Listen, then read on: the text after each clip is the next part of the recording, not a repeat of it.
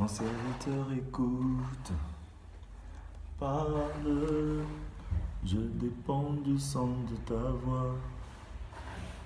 Parle, ton serviteur écoute, mon cœur est troublé. Parle, je suis là. S'il te plaît, Seigneur, parle, ton serviteur écoute. Parle. Shalom, shalom, shalom. Nous sommes toujours dans le cadre de notre émission 5 minutes pour sauver. Nous sommes toujours dans le cadre de notre émission 5 minutes pour sauver. Connectez-vous, connectez-vous. Connectez-vous. Shalom, shalom, je suis votre humble serviteur, l'évangéliste Teddy Ellis Mapuka. Je suis ravi de vous rencontrer en ligne à ce moment précis, là où nous allons parler toujours dans le thème, nous sommes sur le thème toujours de l'incrédulité, quitter l'atmosphère incrédule. Vous savez, les 5 minutes pour sauver, cette émission que le Seigneur nous a donné, ce mandat de parler aux enfants de Dieu, de rappeler aux enfants de Dieu, c'est à titre de rappel parce que la parole de Dieu nous dit que par faute de connaissance, mon peuple périt. Ou bien par trop de connaissances aussi, il y en a qui se perdent parce qu'ils connaissent beaucoup et ils n'écoutent plus. Alors que nous devons comprendre ceci, que la foi vient de ce qu'on entend. Et ce qu'on entend vient de la parole de Dieu, c'est-à-dire que sa force d'entendre, de continuer à entendre lorsqu'on finit par comprendre ce qu'on a entendu de la parole du Seigneur, et cela nous emmène au salut. Vous savez que la parole de Dieu est quelque chose de précis. Il y a de la précision dans la parole. C'est pourquoi nous avons besoin d'avoir de la connaissance dans la parole. Et cette connaissance ne vient que lorsqu'on est auprès de cette parole et qu'on suive cette parole. Shalom mon frère Jean-Michel, je suis content de te voir en ligne. Savez-vous, avant d'aller directement au but, je vais d'abord prier. Remettre ce moment entre les mains de l'Esprit du Seigneur parce que nous n'avons pas beaucoup de temps. Normalement, c'est 5 minutes pour sauver, mais nous allons parler un peu plus, mais pas trop. Je vais d'abord prier pour remettre entre les mains du Seigneur. Toi qui es là, ferme les yeux là où tu te trouves pour que l'Esprit du Seigneur puisse nous guider et nous conduire. Je vais prier. Oui, Saint-Esprit de Dieu, je remets ce moment à toi. Toi qui rends toutes choses possibles, toi qui transformes les déserts en vergers, les vergers en forêt, nous remettons ce moment à toi. Oh oui, Jésus-Christ soit élevé pendant ce moment-là où nous allons parler à ton peuple, nous allons nous concerter autour de la parole, afin que l'incrédulité tombe, car c'est l'incrédulité qui fait obstacle souvent, Seigneur, ce que tes enfants vivent ta main de puissance. Ta main n'est pas courte pour toucher, mais ce moment, Papa, tu as touché le cœur de quelqu'un. Par ton Esprit Saint, tu vas rendre la vie de quelqu'un, Seigneur, meilleure. Nous t'avons ainsi prié ce jour, que Jésus soit glorifié. Amen. Amen mon frère, amen ma soeur, toi qui es là. Mais comme je disais tantôt, nous sommes sur le thème, c'est la continuité, c'est la suite du programme que nous avons commencé depuis la semaine dernière, je crois. Nous allons parler rapidement encore sur l'incrédulité. Vous savez que l'incrédulité, c'est un sentiment qui détruit les enfants de Dieu. Il y a beaucoup d'enfants de Dieu aujourd'hui qui sous-estiment l'incrédulité, qui croient que peut-être l'incrédulité, c'est juste un problème mineur. Ils croient que c'est un problème c'est juste, alors qu'on ne sous-estime pas l'incrédulité, parce que Jésus-Christ même n'a pas sous-estimé l'incrédulité. À chaque fois, nous voyons que Jésus-Christ, il reproche à ses disciples, race incrédule, des gens incrédules. Pourquoi il dit ça? Étant donné, il sait que c'est des gens qui le suivent partout. Il a passé 3 années à les enseigner. Ils l'ont suivi partout, même malgré que Jésus-Christ était mort lorsqu'il est venu se présenter à ses disciples. Lorsqu'il n'y avait pas Thomas, mais Thomas est revenu derrière. L'incrédulité l'a conduit à ne pas croire à Jésus-Christ parce qu'il n'avait pas encore vu. Donc vous comprenez un peu qu'on peut avoir la foi, mais avoir aussi l'incrédulité. Mais lorsqu'on n'a pas la connaissance, on va toujours rester dans l'incrédulité, étant donné qu'on est à l'église, mais on vit hors de l'église, parce que l'incrédulité nous fait vivre hors de l'église, hors de la présence de Dieu, hors du lieu là où le Seigneur nous a positionnés. Vous savez que le Seigneur nous positionne, on peut être à l'église, mais étant aveugle. C'est pourquoi la parole de Dieu nous dit qu'il y a des gens qui ont des yeux, mais qui ne voient pas. Qu'est-ce qui fait qu'on a des yeux physiques, mais on ne voit pas? Ça veut dire qu'on est aveuglé spirituellement. Qu'est-ce qui empêche à ce qu'on puisse avoir des yeux qui ne voient pas? Qu'est-ce qui fait l'aveuglement spirituel? C'est l'incrédulité. Parce qu'il y a d'autres personnes qui vivent dans l'incrédulité sans même le savoir. Mais nous allons voir que dernièrement, hier, nous avons parlé de quitter l'atmosphère incrédule. Parce que l'atmosphère incrédule empêche la puissance de Dieu de se déployer, empêche la manifestation de la gloire du Seigneur. Parce que vous savez que Lorsque tu vis dans une atmosphère, là où c'est rempli d'incrédulité, mais ta foi finit par devenir une foi incrédule, une foi du diable, une foi qui ne produit plus des choses positives, parce que tu finis par ne plus croire en toi-même. Tu commences par te vivre dans le désespoir, et lorsqu'on vit dans le désespoir total, ça veut dire qu'on ouvre beaucoup de portes au doute. C'est-à-dire que le doute qui nous conduit à l'incrédulité ouvre les portes au désespoir, à l'inquiétude, à l'angoisse, au mépris, à la colère, à la calomnie, au sentiment de rejet. On croit que plus personne ne nous aime, à la culpabilité, et ça fait qu'on ne peut plus rien vivre du Seigneur. On commence à attrister l'Esprit du Seigneur. Lorsqu'on attriste l'Esprit du Seigneur, on commence à faire de Dieu un menteur. Lorsque tu fais de ton Dieu un menteur, à ce niveau-là, le pont est coupé entre toi et le Seigneur. Tu ne vis plus rien du Seigneur, alors que la parole te dit, la main de Dieu n'est pas courte pour toucher, ni son oreille trop dure pour entendre. Ce sont nos péchés qui empêchent Dieu de nous toucher. Quel genre de péché? L'incrédulité nous sépare du Seigneur. Alléluia, mon frère, ma soeur, toi qui me suis. Vous savez que Jésus-Christ a crié plusieurs fois, il a parlé d'incrédulité. C'est pourquoi lorsqu'il dit par exemple que ce genre de démons ne peuvent que sortir que par la prière. Dans d'autres versions de Bible, par le jeûne et la prière. Comme je disais anciennement, que lorsqu'on dit que certains démons, certaines situations ne peuvent que partir par le jeûne et par la prière, cela ne veut pas dire que c'est le jeûne qui va être l'outil par lequel on va chasser ces démons ou on va détruire ces choses. Mais le jeûne et la prière nous permettent d'être en relation avec celui qui vient maintenant détruire l'incrédulité afin que nous puissions opérer dans la dimension de la foi. Parce que l'incrédulité nous empêche d'opérer dans la dimension de la foi, dans le plus haut niveau. Alléluia. Donc nous allons voir que même cet homme qui était à la piscine de Bethesda, lorsque Jésus-Christ est arrivé, il lui a dit ceci: homme, que veux-tu que je fasse pour toi? Mais cet homme a dit à Jésus: il n'y a personne pour me jeter dans l'eau lorsque l'ange vient agiter l'eau. Mais ça, c'est l'incrédulité. Celui qui vient, lorsque l'ange agite l'eau, mais celui qui opère le miracle dans l'eau, dans la piscine, est déjà devant lui. Mais lui, il est encore figé qu'à l'eau. C'est-à-dire qu'il est resté cartésien. Beaucoup de nous, on est resté cartésien, on ne comprend pas la parole, on reste dans la lettre qui tue au lieu d'aller dans la révélation de la parole parce que c'est l'incrédulité. On croit que le Seigneur ne nous parle pas. Mais aujourd'hui, j'aimerais que quelqu'un quitte l'atmosphère incrédule. Le Seigneur nous a mandaté dans ce moment de 5 minutes pour sauver, qu'il ne reste pas beaucoup de temps, pour que quelqu'un puisse quitter l'atmosphère incrédule. L'atmosphère incrédule, c'est vaste, c'est tellement vaste l'atmosphère incrédule. Ça peut être les gens autour de nous, ils font partie de l'atmosphère incrédule. Imagine-toi que tu te retrouves quelque part là où tu es seul, tu vas à l'église et tu reviens, mais tu vas à l'église mais tu reviens tout dans ton monde. Tu as des amis qui ne vont pas à l'église, qui vont en boîte de nuit. Toi le samedi tu es à la maison, tu dors, tu te réveilles le matin, tu vas dimanche à l'église parmi les frères, car la parole de Dieu dit, il est doux et agréable pour les frères de demeurer ensemble et Dieu déverse sa gloire.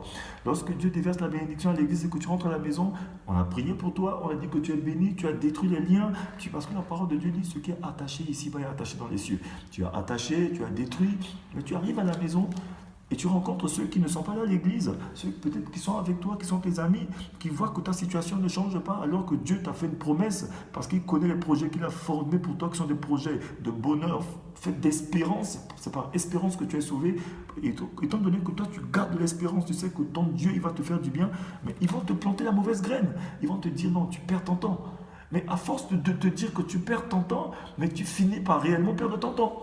Parce que au lieu de quitter cet environnement, au lieu de changer cet aspect, parce que le problème est que souvent on se dit, bon, je suis trop fort, je peux rester encore un peu. Non, souvent il te faut quitter. Jésus-Christ, même pour prier sur l'aveugle de Bethsaïda, il était obligé, quand on l'a emmené cet aveugle, il a pris la main de cet aveugle, il pouvait prier sur lui ici. Il pouvait juste faire des déclarations pour que l'aveugle soit guéri. Mais il a fallu qu'il traîne cet aveugle, il le fasse sortir de la ville afin de lui imposer la main. Parce que la ville était infestée d'incrédulité. Mais en priant sur cet homme aussi, cet homme qui a beaucoup écouté l'incrédulité, et ça fait que son miracle était à moitié. Il a prié sur lui, il lui a dit, qu'est-ce que tu vois? Cet homme a dit, je vois des hommes comme des arbres. Mais cet homme, non seulement il avait l'aspect incrédule, mais il avait de la vérité en lui. Il a de la matière en lui. C'est-à-dire que toi qui es enfant de Dieu, tu as la nature de Dieu en toi. Tu as la vérité en toi. Tu as la bonté en toi. Mais le problème qui se pose, l'incrédulité ne fait ressortir que les mauvaises choses qui sont en toi. Ne fait ressortir que le mensonge. Ne fait ressortir que les critiques, les mauvais côtés de toi. Mais alors que c'est pourquoi tu dois quitter l'environnement incrédule afin de faire sortir les bonnes choses qui sont en toi. Tu sais qu'aujourd'hui, vous devez comprendre quelque chose. Dieu nous a créés à son image. L'image de Dieu, c'est la bonté, c'est la fidélité, c'est la justice. C'est-à-dire que tout ce que nous faisons, on ne fait que dans l'accomplissement de la parole du Seigneur. On n'est pas en train de faire les choses pour devenir ce que nous sommes, mais nous sommes déjà les enfants de Dieu. Tu n'es pas en train de faire quoi que ce soit. Tout ce que tu fais que dans l'accomplissement de la parole de Dieu. Alléluia. C'est comme aujourd'hui nous sommes en train de parler. Je ne suis pas en train par exemple, là où je ne suis pas en train de parler ma langue maternelle juste pour devenir ce que j'étais déjà. C'est comme si aujourd'hui tu es en train de faire du bien pour être sauvé, alors que c'est parce que tu es sauvé que tu fais du bien. Alléluia. Beaucoup de gens croient que c'est peut-être parce qu'ils sont en train de confesser leurs péchés qu'ils sont pardonnés. Non, c'est parce qu'on est pardonné qu'on vient confesser notre péché. Vous savez qu'en nous, déjà, il y a de la bonté, il y a de la nature de Dieu en nous. Parce que là, Dieu nous a fait à son image. L'image de Dieu, c'est la bonté, c'est la fidélité, c'est la justice, c'est l'âme de Dieu. Mais cette âme de Dieu, une partie est en nous. Nous avons l'ADN de Dieu. Donc, vous savez que cet homme-là, lorsque Jésus l'a fait déplacer hors de la ville, Jésus lui a imposé la main et cet homme a dit ceci à Jésus. Jésus lui a dit, qu'est-ce que tu vois? Mais Jésus qui a la capacité de lire dans nos pensées, la parole de notre cœur, il connaît déjà lui qui est Dieu. Mais il voulait que ça sorte de la bouche de cet homme. C'est en croyant du cœur qu'on parvient à la justice. C'est en confessant de la bouche qu'on parvient au salut. Jésus voulait que cet homme confesse lui-même sa guérison. Il confesse lui-même son état de la vérité. Ça veut dire que l'action de confesser la vérité, l'action de confesser que oui Seigneur, de dire des vérités, nous conduit aussi à être sauvés. Mais lorsque l'incrédulité par contre nous conduit seulement à mentir, mais cet homme pouvait mentir, dire que non, je regarde, je vois bien, dire que non, il n'y a rien qui peut sortir. Mais cet homme a dit la vérité, je vois des hommes, mais comme des arbres. Et ça conduit Jésus à reposer une seconde fois la main sur lui, sur son œil, et sur ses yeux, il a commencé à voir, et il a vu distinctement, pour ceux qui vont lire dans la Bible. Mais aujourd'hui, nous allons comprendre que l'atmosphère d'incrédulité et l'incrédulité en tant que telle que nous sommes en train de parler aujourd'hui. Mais je vais toujours continuer dans ce sens, mais aujourd'hui nous allons voir l'incrédulité, c'est-à-dire que cette relation avec le Seigneur, comment l'incrédulité coupe notre relation entre nous et le Seigneur. Bon, c'est-à-dire que c'est un sentiment, mais ce sentiment ne vient pas seul, il emmène d'autres sentiments aussi avec lui, il emmène d'autres ressentiments avec lui, il emmène d'autres choses aussi avec lui qui nous empêchent de vivre la gloire du Seigneur. Mais aujourd'hui, je vais vous lire un passage très rapidement qui est dans le livre de Psaume 78, verset 19, qui nous dit ceci. Ils ont tenu des propos contre lui disant, Dieu pourra-t-il dresser une table dans le désert? C'est ainsi qu'il a frappé le rocher, l'eau a coulé, des torrents ont jailli.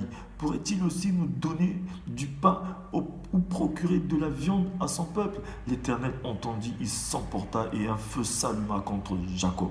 Sa colère éclata contre Israël, car il n'avait pas fait confiance à Dieu. Il n'avait pas compté sur son secours. Il donna ordre aux nuages d'en haut et il ouvrit les écluses du ciel. Pour les nourrir, il fit pleuvoir sur eux la manne. Vous savez que notre incrédulité souvent nous conduit à vivre dans certaines choses pour vivre la colère de Dieu. Alléluia. Mais comme Dieu, il reste un Dieu qui est miséricordieux. Il envoie toujours ses serviteurs. Il envoie aujourd'hui 5 minutes pour sauver, pour te faire sortir de la colère. Parce qu'il sait que si tu restes dans cet environnement, tu restes dans ce secteur, tu risques d'attirer la colère de Dieu. Parce que la parole de Dieu dit, toute œuvre de Dieu sans conviction de foi, c'est un péché. Toi déjà, tu es l'ouvrage du Seigneur. Parce que quand je parle d'œuvre de Dieu, toute œuvre de sans conviction de foi, c'est un péché. C'est-à-dire que déjà toi, tu es l'œuvre de Dieu. Tu es l'ouvrage du Seigneur. Tu es la lettre écrite de Dieu qui a été c'est-à-dire qu'en Jésus-Christ. C'est-à-dire que tout ce que tu fais, le Seigneur doit être informé à 100%. C'est pourquoi tout ce que tu fais sans prévenir le Seigneur, ou bien soit en te mettant à la place de Dieu, en devenant Dieu, tu es en train de te mettre en porte-à-faux avec le Seigneur. Est-ce que nous avons déjà vu quelqu'un se mettre en porte-à-faux avec le Seigneur et gagner? Personne ne peut gagner. Alléluia. Mais c'est pourquoi le Seigneur, il veut que personne ne puisse vivre ce genre de choses. Alléluia. Mais il voudrait qu'on puisse reconnaître sa grandeur, sa toute puissance, ses bienfaits, ses hauts faits. Alléluia. Le Seigneur veut que tu le reconnaisses. Parce que l'incrédulité nous conduit à ne pas reconnaître la main du Seigneur. L'incrédulité nous conduit seulement à vivre des situations qui sont... à vivre des sentiments, par exemple, comme je disais hier, qu'il y a quatre formes d'incrédulité. Peut-être que nous allons débattre dessus. Je vais vous montrer peut-être ces formes d'incrédulité, ces points sur lesquels nous allons essayer de parler petit à petit, ces sentiments que nous allons enlever en nous afin de vivre pleinement la main du Seigneur. Par exemple, nous allons passer par Par exemple, si nos motivations, par exemple, c'est la peur, ce qui motive l'incrédulité en nous, si ça vient de la peur, mais elle peut se manifester mécaniquement. Alléluia. C'est-à-dire que nous allons voir que lorsque nous avons peur, mais mécaniquement, nous allons nous sentir tous dans l'insécurité totale. Alléluia. Nous avons des sentiments d'infériorité. Parce que tu vois que si, par exemple, ton incrédulité est motivée par la peur, c'est parce que tu as peur que tu deviens incrédule et que tu n'arrives pas à croire au Seigneur. Tu es tout le temps dans une position d'insécurité. Tu es comme un serpent. Au moins ton mouvement, tu es réactif. C'est juste parce que tu vis dans la peur. Mais aujourd'hui, j'aimerais beaucoup parler, parce que nous avons la peur, parce que la peur de manquer, parce que la peur, il n'y a pas que la peur, il y a la peur de manquer. Beaucoup d'enfants de Dieu vivent dans ce cas. La peur de manquer, la peur de... Parce que si tu te retournes, tu vois un peu à côté de toi que non, peut-être tu es en train de vieillir, tu n'as rien à laisser à tes enfants plus tard. La peur que, bon, peut-être que, mais si la retraite arrive bientôt, la peur que, bon, j'ai déjà l'âge mais je n'ai pas jamais eu d'enfant, imagine mon âge, mais Sarah à 90 ans, elle a fait l'enfant. Aujourd'hui, vous voyez la peur. La peur, c'est un sentiment qui emmène l'incrédulité dans ta vie. Parce que si ton incrédulité est motivée par la peur, aujourd'hui, nous allons parler de la peur. Pour que quelqu'un puisse sortir de la peur. Parce que la peur va te conduire à ce que tu ne puisses pas vivre la main du Seigneur. Alléluia. Alléluia. C'est pourquoi aujourd'hui nous allons voir qu'il nous faut chasser cette peur qui vient détruire en nous, comment on appelle, détruire la foi. Parce que tant que tu vis dans le ressentiment, tant que tu continues de vivre dans la peur, tu ne pourras jamais rien vivre du Seigneur. Alléluia. Nous devons reconnaître que derrière nos peurs se trouvent des mensonges. Parce que quand quelqu'un vit dans la peur totale, il commence à mentir. Il n'arrive plus à vivre quoi que ce soit. Parce que vous savez que l'incrédulité, vous voyez toutes les portes qui s'ouvrent lorsque tu es incrédule. C'est-à-dire que la peur maintenant, c'est que tu es motivé par la peur de manquer, la peur que demain, si quelque chose se passe, tu es tout le temps peureux. Alors qu'un enfant de Dieu qui se repose sur le Seigneur n'a pas peur. Même lorsqu'il va dormir, il sait que c'est dur. Il sait que même s'il y a les démons, il y a le feu un peu partout, mais chez moi, ça ne prend pas feu. Parce que le Seigneur a dit, même si je marche dans la vallée de l'ombre de la mort, rien ne m'atteindra. Même si le médecin a dit, mais le dernier mot appartient à Dieu. Mais quand tu as peur parce que le médecin t'a dit, c'est un sentiment d'incrédulité qui commence à se développer en toi. Parce que la parole de Dieu dit, Jésus-Christ, sa main n'est pas courte pour te toucher. Alléluia. Par ses meurtrissures, tu es guéri. Même le médecin a dit quoi? Mais le Seigneur veut te sauver de là. Nous allons voir que qu'on appelle, excusez-moi, nous devons reconnaître que derrière nos peurs se trouvent des mensonges. Amen. La peur peut s'enraciner en nous uniquement si nous croyons quelque chose de faux au sujet d'un danger. Par exemple, aujourd'hui, je parlais de la santé. Imagine-toi que tu vas chez le médecin, on te dit que non, toi, plus jamais tu ne pourras être guéri, plus jamais tu ne marcheras, plus jamais tu ne feras d'enfant. Mais ça veut dire que c'est un faux raisonnement que tu viens de recevoir. Parce que tu vas te dire que non, mais c'est un homme sage, c'est un médecin, il est sage. Bien sûr qu'il y a la sagesse, mais il est en train de planter l'incrédulité en toi. Je ne refuse pas qu'on puisse aller chez le médecin. On peut aller chez le médecin, mais si tu as la foi de Dieu en toi, la foi, c'est la plus haute sagesse que Dieu nous a donnée ici-bas. Parce que quand tu as la foi de Dieu en toi, tu es sage. Je vous dis ça pourquoi? Je vous dis ça en connaissance et en conséquence de cause. Lorsque j'ai connu mon accident, les médecins m'ont dit que non, t'es dit, toi plus jamais tu ne pourras marcher, toi plus jamais tu ne pourras jouer au basket. Mais je pouvais avoir peur et jeter ma Bible. Mais je n'ai jamais jeté ma Bible. Je me suis accroché à ma Bible. Mais aujourd'hui, je suis revenu au basket. Je suis revenu, je marche comme si jamais mon pied s'est cassé. Étant donné, j'ai fait 3 ans avec des béquilles. Alléluia. J'ai fait 3 années de ma vie avec des béquilles. Beaucoup des personnes avec qui on a joué au basket qui me connaissaient, mais les gens croyaient peut-être que pour moi c'est fini. T'es dit, allez plus jamais revenir au basket. Mais aujourd'hui, je joue au basket, je cours parce que j'ai mis ma foi dans le Seigneur. Je sais que ça peut prendre le temps que ça peut prendre, mais je ne renierai jamais la foi. La parole de Dieu nous dit que, dans le livre de Romains, il te dit que la foi que tu as, garde-la, car tu sais de qui tu l'as obtenue. La parole de Dieu dit, sans la foi, nul n'est agréable à Dieu. Entre les promesses de Dieu et leur accomplissement, il y a tant de préparation. Pendant ta période de préparation, le Seigneur, il permet que certaines choses puissent arriver dans ta vie. Mais c'est pour te modifier la vie. Alléluia. Parce que sinon pas, si tu dis que tu as la foi, mais qu'est-ce qui fait la différence entre les enfants de Dieu et ceux qui ne sont pas réellement enracinés dans la foi? Mais la différence, c'est la foi. Notre différence à nous, c'est la foi. Parce que toute personne qui vit dans la foi doit vivre des épreuves. Parce que la foi doit être éprouvée. Ta foi doit être éprouvée. Alléluia. Mais l'incrédulité vient juste annuler cette loi de la foi dans laquelle tu vis. Parce que l'incrédulité, c'est la loi que le malin utilise pour te détruire. Il t'emmène le mensonge, il te permet d'écouter des paroles des gens que tu trouves sages à tes yeux, alors que devant le Seigneur, c'est une folie. Mais vous savez que aujourd'hui, j'aimerais parler à quelqu'un qui me suit aujourd'hui. Le Seigneur veut que tu puisses renouer les relations avec lui. Que lorsque tu vis dans une situation qui est difficile, n'insulte jamais le Seigneur. Comme ce passage que j'ai lu, ils ont tenu des propos contre lui disant: Dieu pourrait-il dresser une table dans le désert? Mais la parole de Dieu te dit: le Seigneur dresse une table devant nous en face de nos adversaires. Nos adversaires, c'est qui? Nos adversaires, c'est toute situation qui peut arriver dans ta vie. Quelle que soit la situation, la maladie, les épreuves, quoi que ce soit qui arrive dans ta vie, le Seigneur dresse une table devant toi en face de toute situation. Aujourd'hui, l'incrédulité est en train de te faire savoir que non, le Seigneur ne peut rien. L'incrédulité, c'est comme si le Seigneur il dresse la table, toi tu es en train de t'asseoir devant la table et l'incrédulité enlève la table. Alléluia. L'incrédulité, c'est l'action d'enlever la chose que tu as plantée. Amen. Mais aujourd'hui, je ne vais pas aller trop loin. J'essaie juste d'effleurer la peur. Parce que la peur fait partie. La peur, c'est le premier sentiment que l'incrédulité utilise dans la vie de l'enfant de Dieu. Le sentiment d'insécurité. Tu deviens instable. Tu ne sais plus si le Seigneur peut faire quelque chose dans ta vie. Même si tu pries, tu te dis: tu n'es pas sûr. Tu n'es plus sûr du Seigneur. Mais aujourd'hui, je veux emmener quelqu'un à ce qu'il puisse chasser la peur. Mais demain, si le Seigneur nous fait grâce, nous allons approfondir encore sur la peur. Nous allons parler de la peur qui est aussi un autre sentiment qui nous empêche de vivre pleinement la gloire du Seigneur. Nous allons parler de la peur, après nous allons parler de l'orgueil, nous allons parler de la rébellion. Il y a toutes ces choses que l'incrédulité utilise pour détruire la foi dans la vie des enfants de Dieu. Mais aujourd'hui, je vais m'arrêter ici. J'aimerais que quelqu'un sorte de l'incrédulité, sorte de l'environnement incrédule, de l'atmosphère incrédule. Fais attention à ce que tu regardes, fais attention à ce que tu entends. Alléluia, parce que la foi vient de ce que tu entends. Parce que si tu entends les mauvaises choses, ça va influencer aussi ton âme aussi. Amen. Mais influence-toi des bonnes choses. Influence-toi de la parole du Seigneur. Influence-toi de la prière. Influence-toi, rapproche-toi du Seigneur davantage, mon frère, ma soeur. Nous sommes dans l'émission 5 minutes pour sauver. Le Seigneur veut sauver quelqu'un de l'incrédulité. Le Seigneur veut que tu le reconnaisses lui seul, le Seigneur des Seigneurs.